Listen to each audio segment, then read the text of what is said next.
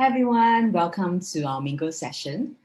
So pleased to have all of you today. And today we are going to start off by discussing about the tools that will be useful to for a startup, for an entrepreneur who is starting his or her journey or has been building something and want to scale it further. Yeah. So I want to invite Sap, who has founded SG Founder Stack, to share the website that he found really useful. Zach? Thank you, Elise. The website I was going to talk about is called startups.com. There's a lot of good information on there. I heard about them from a podcast, and ever since I've been going onto that and reading a lot about very specific topics. One thing that is not on their portal, I think, or maybe it's now, I'm not very sure, is that they have a group just like SG Founders behind the scenes, but mostly US founders, and they claim to have a more successful American founders running events on it, or at least discussions on it.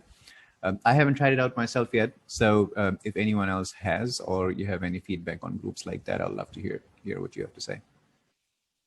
Yeah, thanks, Seb. One thing I realized, some founders have been speaking to me, right, is that, we always look to the West or overseas for tips, advice, for stories and all that. But there are so many stories that we have in Asia, right? There are so many role models, actually. But I guess there's no one kind of like, it's an Asian thing, like we don't really market ourselves as much. and yeah, that really set me thinking because like we have a lot to offer, and by adapting what the West has, and then putting into context for Asia, it's quite easy to do that, and yet it'd be super useful and effective, right? Yeah. So if y'all come across any tool that is I don't know, website, that actually showcase Asian kind of context for entrepreneurship or role models, it would be very interesting. Yeah. That's very true. I speak to a lot of more successful founders, mostly based out of India and Bangalore though. And literally when you speak to them, you learn so much. But if you go onto their blog, it's like one article from 2006 that he's never updated before. So I'm sure there's a lot more that can happen, if there are podcasts, if there are blog posts that are regularly updated. But then, to be fair, founders have an entire business to run. They don't really have the time to do all of that. But yeah, I wish we did more of that as well in Asia. I think in Asia, Asians, right, are too hardworking. We should spend time doing less, but marketing ourselves more. I almost feel like a lot of these resources exist. The problem is not resources existing. It's about, do we know where to go? There's no one place where you can have everything. So for example, startup.com that you mentioned, actually, Sap, it's actually on the community that you're talking about is very easily available and accessible. You just look down and you'll see the community and you can go there. I used one of their products, which was about, I can't remember. It was a while back. I don't remember, so you can see it wasn't particularly memorable. But I think what I thought was brilliant with what they're doing in terms of the business, and not so much the resources, is they have pretty much taken care of everything a startup could possibly need. So, they would have startup, then they would have something around fundraising, they would have something around community, resources, blogs. So they've basically taken care of the whole chain, the whole food chain, so to say, of the startup space. So I thought that was very interesting. And in general, there's some other companies I recently found called, I think it was called, I can find and send you the name, Growth Mentor or Growth Hacker, something like that. Where what you do is you pay like a $50 subscription or something like that.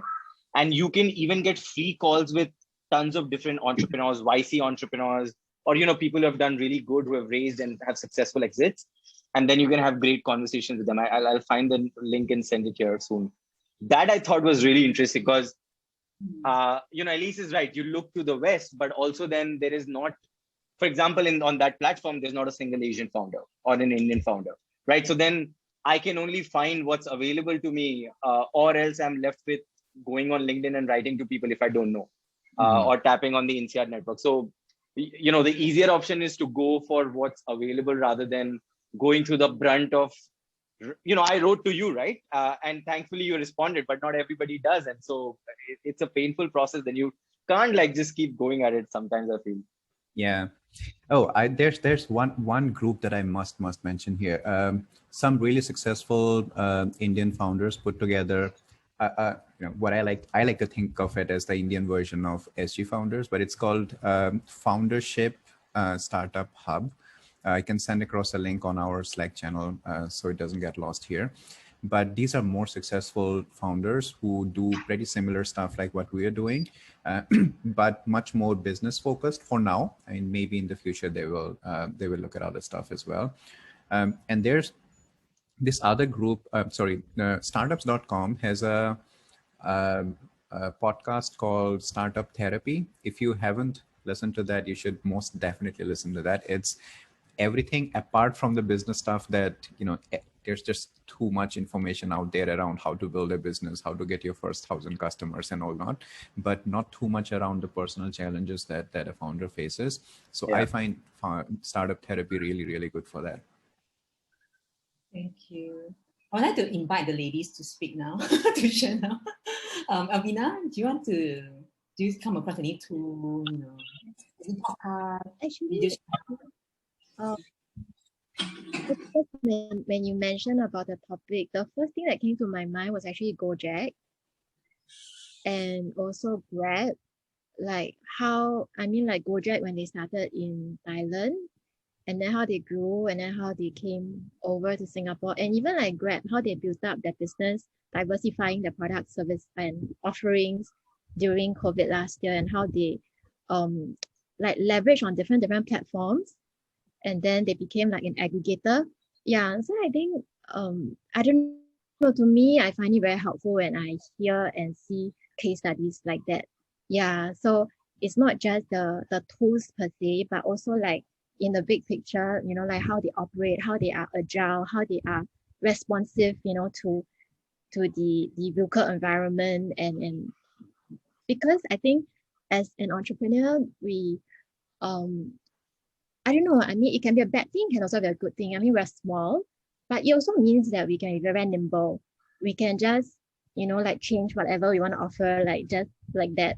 Because like when I did my pop-ups before COVID started, precisely because like Grateful Dress is such a small outfit, I think I had the opportunity to like just in different pop-ups to test out, how I do my visual merchandising, how I do my pricing, how I do my like product offerings. Like for instance, when it was October, it was Deepavali, I think, and because it was at Orchard, so I geared my products towards like tourists. Like I created things which I think will appeal to tourists. And then on the ground when it happened, what I realized was, it wasn't the tourist that was buying, but then I had friends who bought like some items. So I think the beautiful thing about being a startup and an entrepreneur is we have this leeway to make mistakes, and we have this leeway to in the initial phase to test out like our ideas, to test out our markets, to test out our products and services. Yeah, so if you're talking about a specific tool, I started on with Wix. I was like contemplating between Wix and Shopify.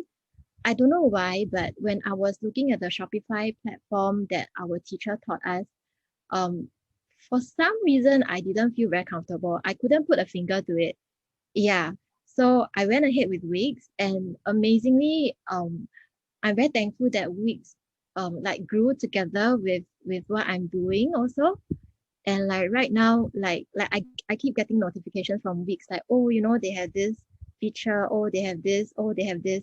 And I'm just very thankful that when I started off, like friends told me things like, Wix is a good way of starting a website, because I have zero coding experience.